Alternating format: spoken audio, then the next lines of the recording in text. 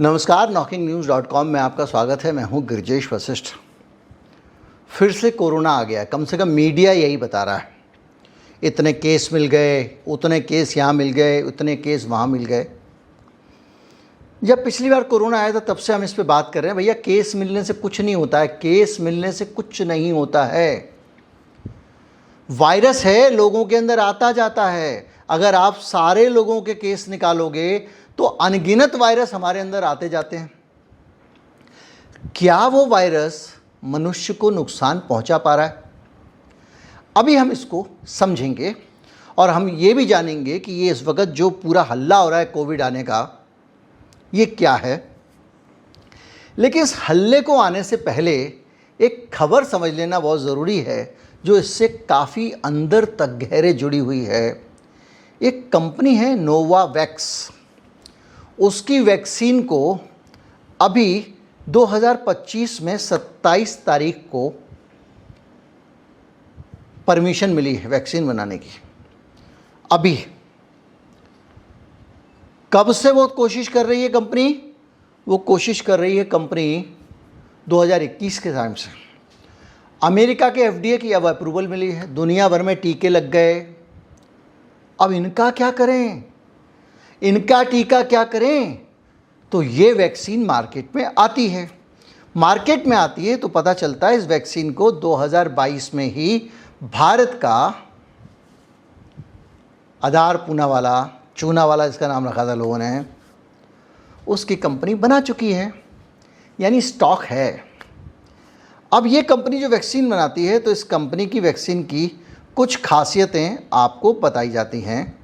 और वो खासियत ये बताई जाती है, जिन चीज़ से बहुत डरे हुए थे अभी हाल में, दिल को होने वाले नुकसान से, और ये खबरें आती थी कि वैक्सीन लगने के कारण, ये दावा किया जाता था, फाइनली मैं नहीं कहूँगा, लोग एक्सरसाइज करते हुए मर जा रहे हैं, पैदल चलते हुए, डांस करते हुए, सब हो रहा है। तो इनका कहना ये है कि हमारी जो ये नई वैक्सीन लाए हैं, इसमें ओमिक्रॉन और JN.1 जो वायरस वेरिएंट है, उन पे अच्छा काम करती है नई वाली वैक्सीन। और इसके साथ साथ ये जो मायोकार्डियल जो एक इन्फेक्शन वो होता है, साइड इफ़ेक्ट, यानी दिल से जुड़ा हुआ ऐसे समझिए, वो इसमें नहीं होता। ये अलग तकनीक से बनाई गई है, ये प्रोटीन सब यूनिट के तहत बनाई गई है। इससे ज़्यादा मैं तकनीकी में जाऊंगा, मायोकार्डाइटिस में जाऊंगा, mRNA में जाऊंगा, तो आप उलझ जाएंगे। आप कहेंगे ये भैया अपना शास्त्र अपने पास रखो। अब हम आते हैं कि ये वैक्सीन JN.1 पे अच्छा काम करती है। अब जो खबरें आ रही हैं उसमें जो सबसे ज़्यादा आजकल फैल रहा है वो JN.1 फैल रहा है। ये वैक्सीन जिस पे अच्छा काम करती है वही वायरस फैल रहा है। और इसमें जो लक्षण आते हैं, बुखार, सूखी, खांसी, कितनी डरने की बात है ये भी बताऊंगा, खांसी, सिर दर्द, गले में खराश, थकान, स्वाद और गंध का नुकसान, ये कोविड के हर वायरल के जो इससे जुड़ा हुआ होता है उसके लक्षण हैं। कुछ मामलों में थोड़ा पेट वेट भी खराब हो जाता है। अब ये एक म्यूटेशन होके आई है और जिसको मीडिया कह रहा है ये ज़्यादा संक्रामक है, लेकिन संक्रामक होना अलग बात है, केसेस आना अलग बात है। मोहल्ले में बहुत सारे चोर घूम रहे हैं, चोरी हो पा रही है क्या? वायरस अंदर आया, मेरे शरीर में मिलेगा, जिंदा या मुर्दा, लेकिन वो वायरस शरीर को नुकसान पहुंचा पाया, ये एक अलग फैक्टर है। अगर मेरे शरीर का इम्यून सिस्टम वायरस की शक्ल पहचानता है, डिशुम डिशुम घूसे मारेगा और फेंक देगा। गार्ड साहब को पता है कि ये वाला आदमी चोर है, तो पकड़ के मारेंगे।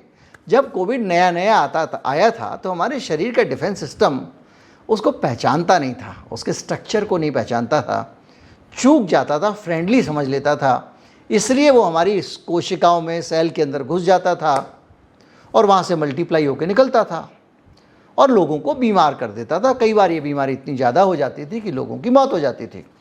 लेकिन अब गेट पे ही पकड़ के ठोक दिया जा रहा है उसको। तो जब आपको कोई कह रहा है इतने केसेस आए, तो केसेस आने से फ़र्क पड़ेगा क्या? फ़र्क पड़ेगा वो केसेस आएँ और उससे किसी व्यक्ति को नुकसान हो। हल्के सिम्टम्स, अब बुखार, बुखार तो इस बात का सिम्टम है कि आपके शरीर के अंदर बीमारी घुसी और आपका जो रोग प्रतिरोधक सिस्टम है वो एक्टिव हो गया। बुखार आता ही वायरस को मारने के लिए। अब आप कहोगे चौकीदार जब जाग गया है, ये तो इस बार का लक्षण है, तो उसको आप ये कैसे मान लोगे कि ये बीमारी है? तो अगर आप ये मान लें कि जो रोग के पूरे जो सिम्टम्स आ रहे हैं और फैल रहा है, तो आप हर साल वायरल आता है, कोई ना कोई वायरस आता है हमारे शरीर में, चला जाता है। तरह तरह के वायरस घूमते रहते हैं, हज़ारों तरह के वायरस हैं। वैसे ये कोविड हो गया, ये पहले अपरिचित था तो झांसा दे के घुस जाता था, अब नहीं घुस सकता। लेकिन इसको हमने इतना ज़्यादा हुआ क्यों बना दिया? मामले आ रहे हैं भारत में, चीन में, अमेरिका में, सिंगापुर में, हांगकांग में मामले आ रहे हैं, सब लोग छाप रहे हैं। लेकिन इसका मतलब क्या है?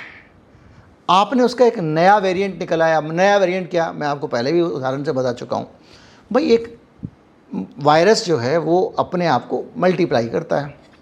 ये वायरस बड़ा कमज़ोर होता है और इस मल्टीप्लाई करने की प्रोसेस में टूट फूट हो जाती है। जैसे मैं एक सील लगा रहा हूँ, ऐसे ऐसे करके रबर की 5000 सील लगाएगी, हो सकता है उसमें से कोई अक्षर टूट जाए, कोई कोना टूट जाए, तो अगले लगेंगे तो उसका डिज़ाइन बदल जाएगा।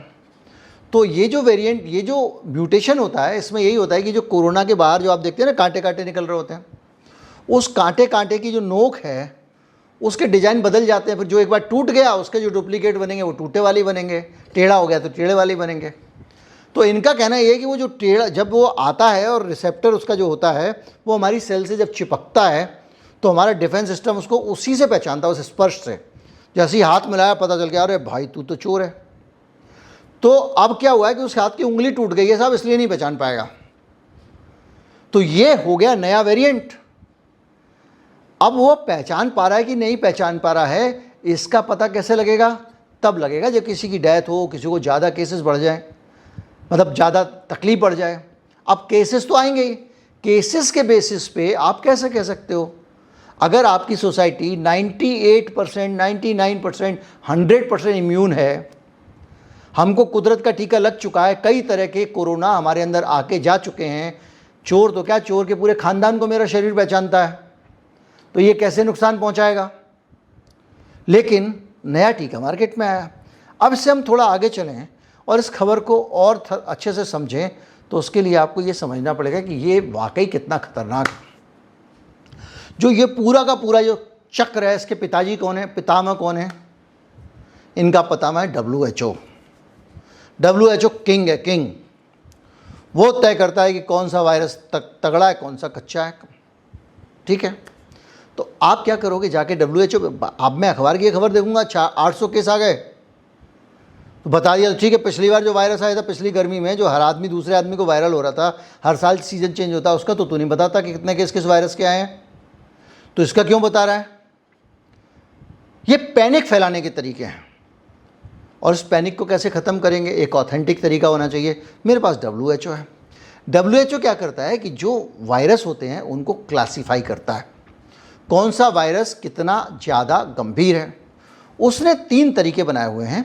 एक है वेरिएंट ऑफ कंसर्न, जो ज़्यादा गंभीर बीमारी पैदा करता है, ज़्यादा संक्रामक होता है और टीकों और इलाज का उस पर असर नहीं होता, वो कहलाता है वेरिएंट ऑफ कंसर्न।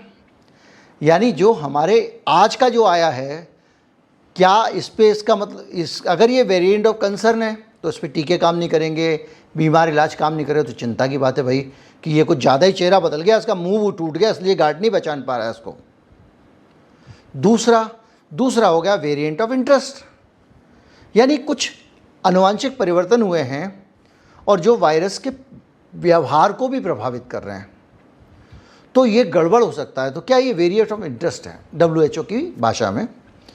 तो वेरिएंट ऑफ इंटरेस्ट अगर होगा तो WHO उसको ध्यान से देखेगा कि भाई ये वाला जो है वायरस है, इसमें मुझे थोड़ा सा ध्यान रखना पड़ेगा, बॉस गड़बड़ कर सकता है ये चोर लंगड़ा के चल रहा है, उसका एक हाथ भी टूटा हुआ है, ऐसा ना हो कि ये खेल कर जाए।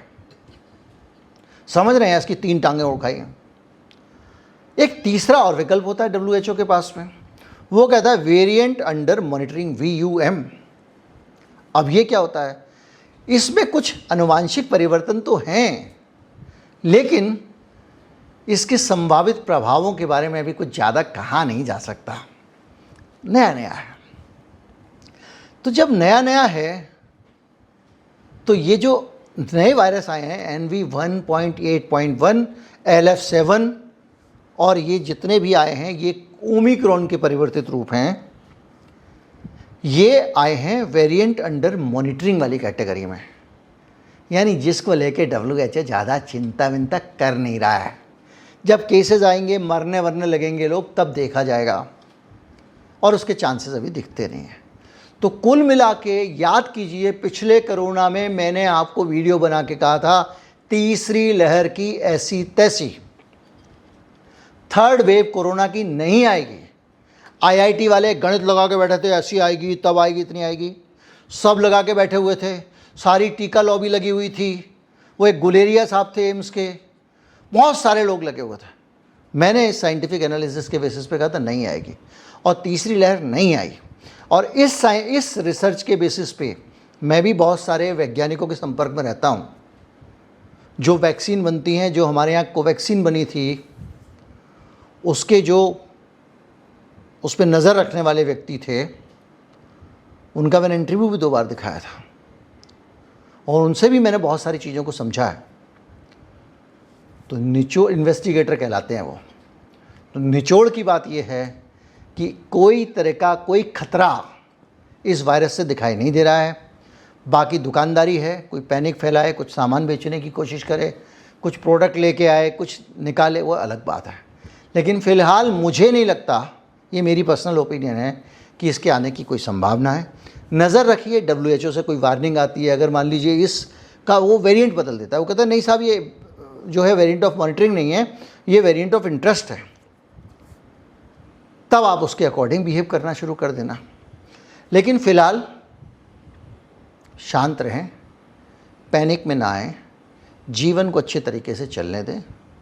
हम सब के अंदर वो चौकीदार आ चुका है जो देखते ही कोविड को पहचान लेता है और गोली मार देता है।